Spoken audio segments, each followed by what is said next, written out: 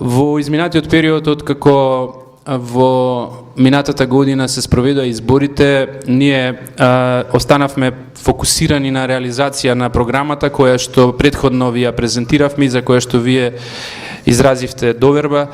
Тоа е една програма во која што главниот акцент е ставен на економијата и на подобрување на животниот стандард на граѓаните, но за да тоа се оствари потребни се бројни мерки, активности, реформи во сите области во кои што функционираме и така работевме во изминатиот период. Во вакви тешки економски времиња Република Македонија сепак успеа и во текот на 2011 година да оствари позитивен економски раст. Првите 3 квартали од минатата година тој изнесуваше 4%. Веруваме дека ќе ја завршиме, односно дека завршила 2011 со позитивна стапка од некаде 3 до 3,5% економски раст, а веруваме дека и оваа година ќе успееме да оствариме приближно такви стапки на економски раст кои што ги нема во ниедна друга земја. Значи, кога ги споредуваме овие стапки на економски раст, треба да знаеме дека во другите земји во Европа во исто време или економијата стагнира, односно нема никаков економски раст, 0%, или пак некаде тој е и негативен, односно се наоѓаат во рецесија. Само за подсетување, во многу земји во текот на овие 2-3 години се намалија платите, се намалија пензиите, се намали социјалните надоместоци, се зголеми староста за да се добие пензија. Во многу земји сега се оди на зголемување на старосната граница на 67, 68, 69 години. Во многу земји се зголемуваат даноците и во многу земји се преземаат други непопуларни мерки од отпуштање од работа, масовни банкротства на фирми и слично. Ние со сето она што знаеме да го правиме на економски план и со многу работа пред се и со поддршка на приватниот сектор, на кој што исто така целосно му дадовме и ние поддршка преку многу бројни мерки, успеавме да ги избегнеме овие црни сценарија. Ја задржавме макроекономската стабилност, задржавме ниска инфлација, не се исполнија сценаријата, ако се сеќавате, на опозицијата која што навестуваше дека ќе има девалвација на валутата, дека ќе пропаѓаат штедните влогови, дека ќе пропаѓаат банките. За среќа или како резултат, би рекол, повеќе на мудро водење на економската политика, ништо од овие црни сценарија не се реализираше. Би сакал да го спомнам и најновиот проект на владата на Република Македонија, уште едно, можеби едно од поголемите ветувања што ги дадовме во предизборието и кои што ги исполнивме, а тоа е проектот Купи куќа, купи стан. Тоа е проект со кој што практично им помагаме директно на сите граѓани кои што го немаат решено прашањето на сопствен дом и сакаат или да изградат куќа или да купат стан. Најголем проблем за граѓаните беше како да се обезбедат пари за учество, за да се добие стамбен кредит во банка, или ако некој успее тоа да го направи, потоа беше проблем како да ги преживее првите години, односно како во првите неколку години да го отплаќа кредитот. Токму од тие причини, врз основа на разговори со граѓаните, ние дојдовме до констатација дека треба државата да помогне, да даде поддршка во тој дел, и затоа почнавме со реализација на проектот Купи куќа, купи стан, со кој што се предвидени 2 вида на финансиска поддршка, односно субвенции за граѓаните. Едниот е за оние граѓани што сакаат што не можат да учество да стекнат, односно да можат, што немаат доволно средства за да уплатат готовина во банка за да добијат стамбен кредит, државата ќе плаќа 50% од потребното учество. Тоа значи, ако е кредит од 50.000 евра и потребно е 12.500 евра учество да се плати во банка за да се добие таков кредит, таа готовина, значи од тие 12.500 евра, 6.250 евра, односно половината од тие пари ги обезбедува државата, а другата половина треба да се обезбеди граѓанинот. Ако е кредитот помал, ако е да речеме кредитот двојно помали се и овие износи. Значи се кредитира максимум до 50.000 евра. Вториот вид на субвенција, вториот вид на финансиска поддршка во проектот Купи куќа, купи стан, е за оние граѓани кои што можат да соберат 12.500 евра за учество, ама после тешко им оди враќањето на ратите. Затоа за нив даваме можност во првите 5 години од отплатата на кредитот, значи 5 години, секој месец државата ќе ја плаќа половина од месечната рата. Значи, ако граѓанинот земе кредит повторно од 50.000 евра, месечната рата е, мислам, околу 300 евра, 150 евра би плаќала државата, 150 евра граѓанинот. Ако е кредитот помал, да речеме, ако е 30.000 евра, ратата доаѓа околу 200 евра месечно, тоа значи 100 евра ќе плаќа граѓанинот првите 5 години, 100 евра државата ќе дава од буџетот. Тоа е директна поддршка за граѓаните да ги надминат првите години кога е потешко од платата, а потоа се надеваме после 5 години, нели, дека ќе зајакне финансиската моќ и можноста да се отплаќаат ратите и дека на тој начин ќе се помогне на илјадници македонски граѓани. Низ јавните медиуми, низ средствата за јавно информирање, ние ве информиравме редовно за тоа каде може да се партиципира за овој кредит. Значи има 8 банки, деловни банки преку кои што може да се поднесуваат барањата.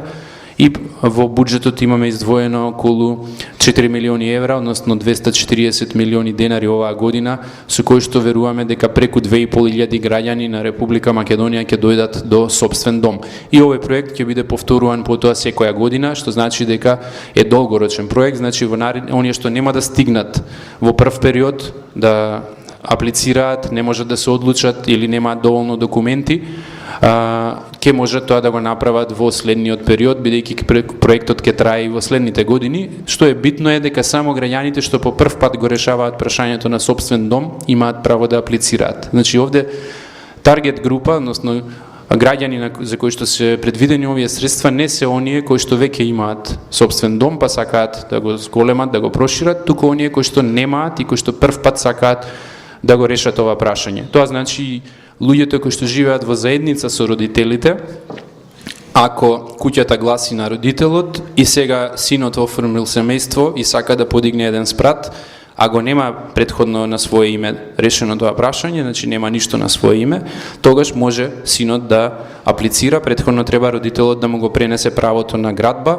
на куќата, значи не мора сопственоста да му ја пренесе на имотот, на куќата или на земјата, туку е доволно само правото на градба да го пренесе и синот може да аплицира. Значи дозволуваме и доградби на куќи само по прв пат да се решава стамбеното прашање. Ако веќе има истиот човек синот, велам, ако има еден спрат и сега сака уште еден, тоа со овој кредит не се дозволува, бидејќи целта ни е што поголем број на луѓе што немаат решено стамбено прашање да можат да добијат средства, односно да овие средства завршат кај нив. Многу сме фокусирани на образованието. Таму како што се сеќавате, воведовме откако оваа гарнитура дојде на власт бесплатно и бесплатно образование во делот на транспортот и во делот на учебниците, но и задолжително образование, основно и средно. И тоа добро функционира. Имаше вакви такви критики во почетокот дека не знам, тоа не чинело, дека го немале многу земји, ама еве како што гледам, неколку години откако ние го воведовме, повеќе други земји низ Европа планираат да воведат задолжително средно образование. Една од нив е Србија, која што најави дека подготвува план за неколку години да започне со задолжително средно образование, што значи дека водиме политики кои што се добри, политики кои што даваат резултати и политики кои што почнуваат да ги пременуваат и други држави. Покрај тоа, за високото образование обезбедивме нови универзитети, нови факултети и, што е важно, нови дисперзирани студии. Овдека во Гевгелија имаме факултет за бизнис логистика и за туризам, кој што со сите почетни потешкоти, проблеми, породилни маки и така натаму, сепак добро функционира и се повеќе се развива во тој правец. Постепено ги исправаме аномалиите кои што се појавија од почетоците. Соработуваме и со ректорот на Штипскиот универзитет, под кого што спаѓа овој факултет.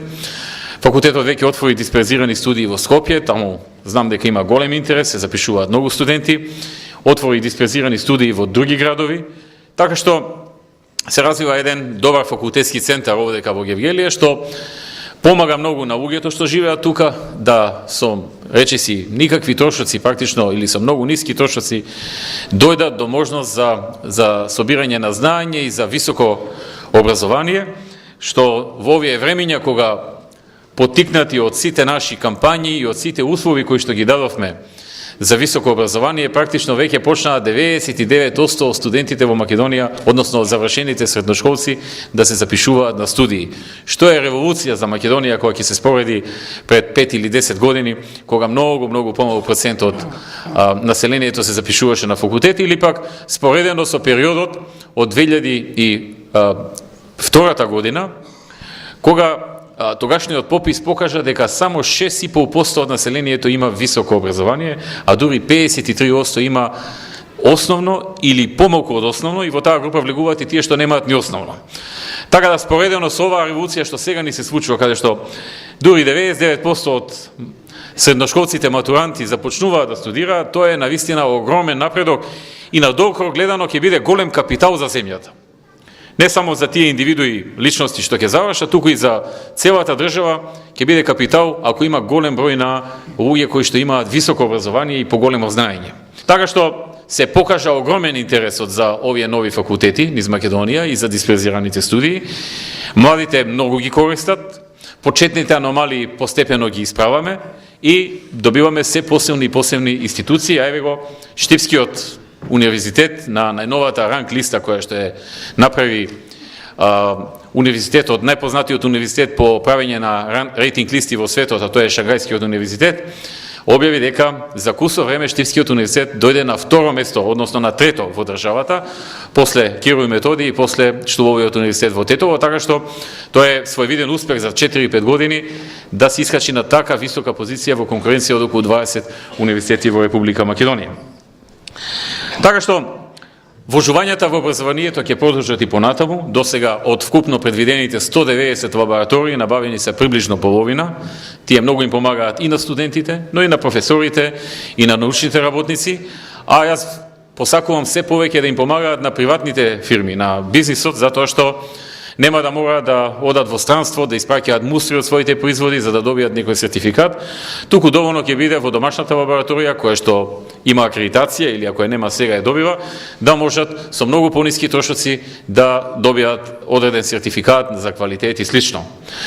Ги намаливме и цените за студирање, беа по 500, по 600 за медицинските науки и по 1200 евра, сега се само 200 евра годишно, значи минимално е ставено, за околу 2/3 од тие што се запишуваат, а за последната третина според бодовите што ги има е 400 евра, тоа се оние што се со партиципација.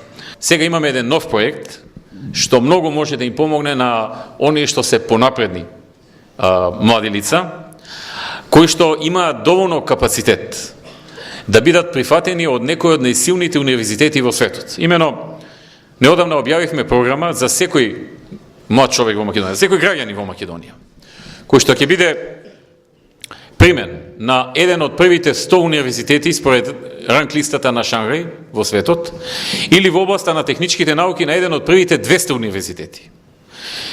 Доволно е само да го примат. Се друго покрива државата. Ова го нема никаде во Европа. Значи, ова е единствена држава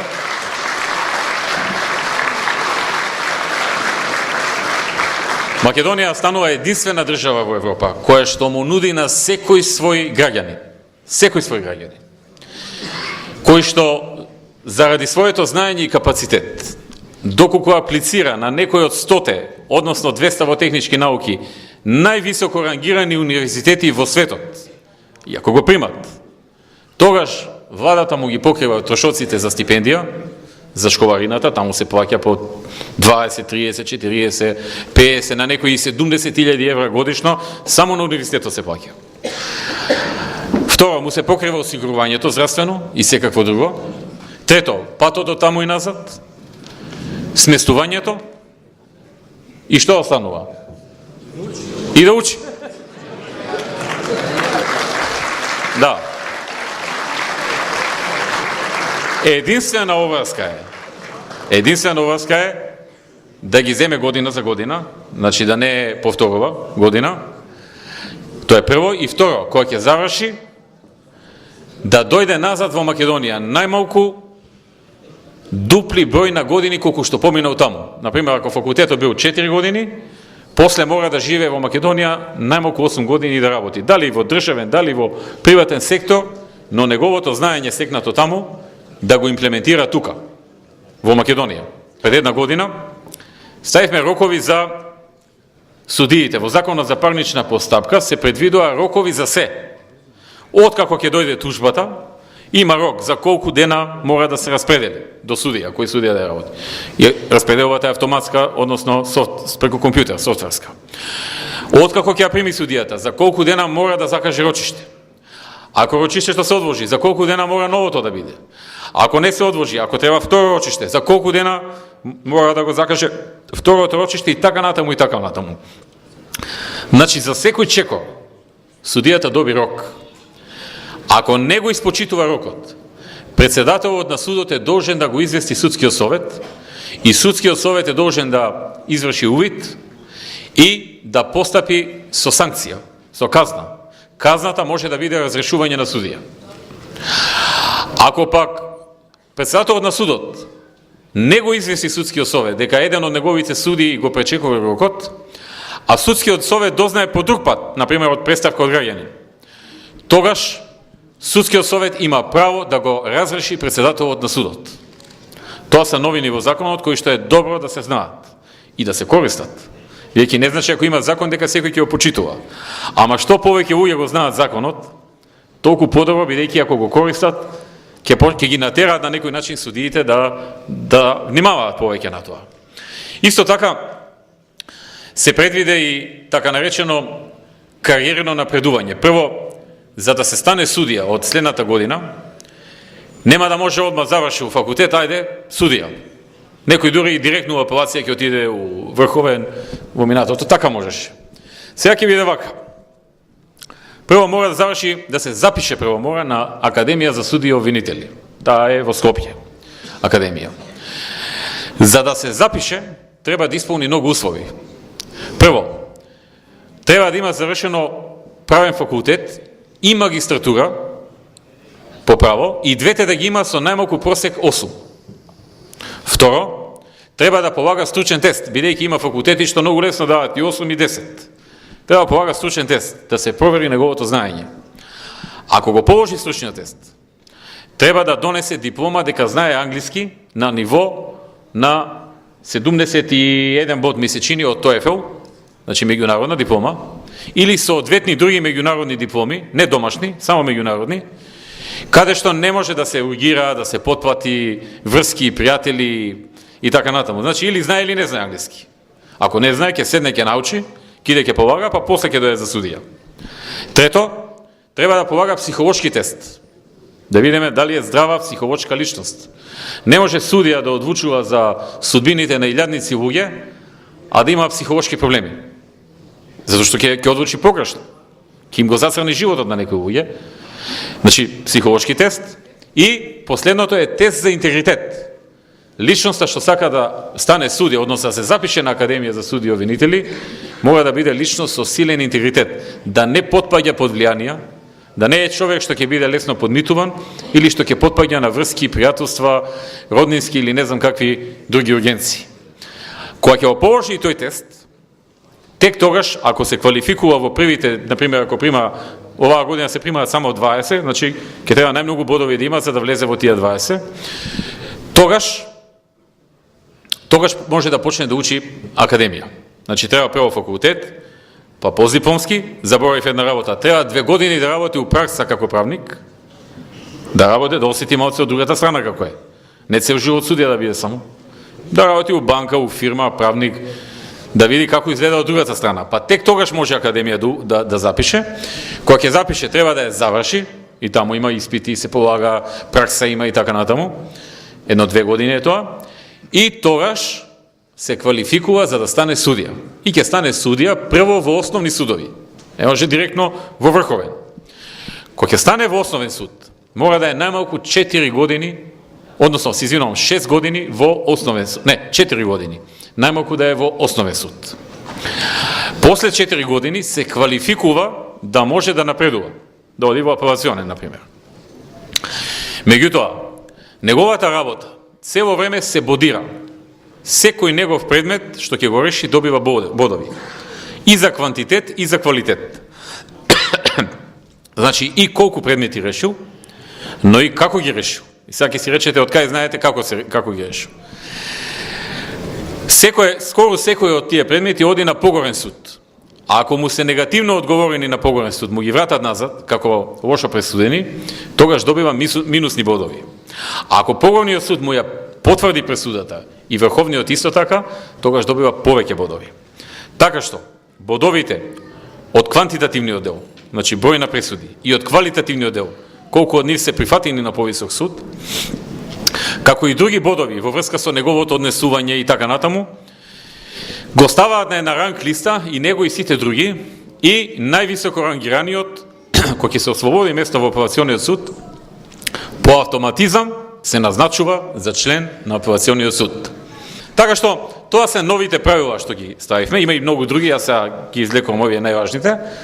Судскиот совет го задолживме еднаш месечно да има седница на која што ќе може да присуствува секој граѓанин и на која што ќе ги разгледува представките од граѓани и жалбите и поплаки. И може секој од вас, например, вие се незадоволни од однесувањето на некој судија или негово незаконско работење, праќате представка до судскиот совет, се жалите, аргументирате писмено и кога ќе го разгледува тоа судскиот совет, имате право и вие, и медиуми, и секој граѓанин да присуствува и да слуша. И да коментира ако треба. Сега предпоставувам на многу од вас не им се верува дека ова ќе профункционира, имајќи ги во обзир сите лоши искуства во судството до сега. Ја викам вака, 50% ако функционира во првите неколку години, добро е, ќе мрднат работите. Затоа што ако тргне со 50%, постепено ќе се врши и јавен притисок, и секаков притисок, да мора да се имплементира законот во негова целост и се ова што го зборувам да стане дел од реалноста во наредните години. Двете прашања се до колегата министар за финансии. Првото прашање, дали преработувачите капацитети директно ќе земат од Европската заедница средства за намената која имат, да не одат преку деловните банки, затоа што ако одат преку деловните банки, каматите се немогучни. И второто прашање е за колегата, заложницата.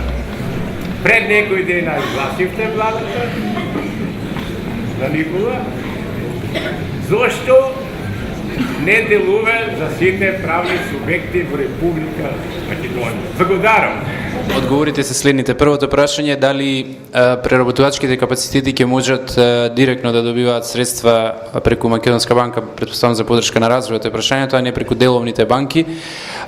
Ние правиме напори тоа да се случи, значи и овие средства за кои што јас зборував со 5,5% камата се добри дури иако одат преку деловните банки се само 5,5% камата, што во денешно време е најдобра можна камата, верувам дека е поволна и за фирмите. Но правиме дополнително напори, Македонската банка се екипира, вработија кадар, сега пред тоа ги пратија малку и на обука кај деловни банки и верувам дека во текот на оваа година ќе отпочнат со реализација на ова што вие го спомнавте, а тоа е и постепено да почнат и подиректно да кредитираат, се разбира во одредени сектори со издржани проекти и слично. Што се однесува до задолжницата, таа ги опфаќа сите правни субјекти, значи се однесува на сите субјекти во приватниот сектор, но е на доброволна основа. Значи фирмите, она што должи пари, ќе даде задолжница на фирмата што е доверител и на тој начин фирмата што е доверител, односно која што има побарување, ќе може посигурно да го наплати, така да верувам дека ќе придонесе за ликвидноста на добрите фирми и на финансиската дисциплина. Благодарам.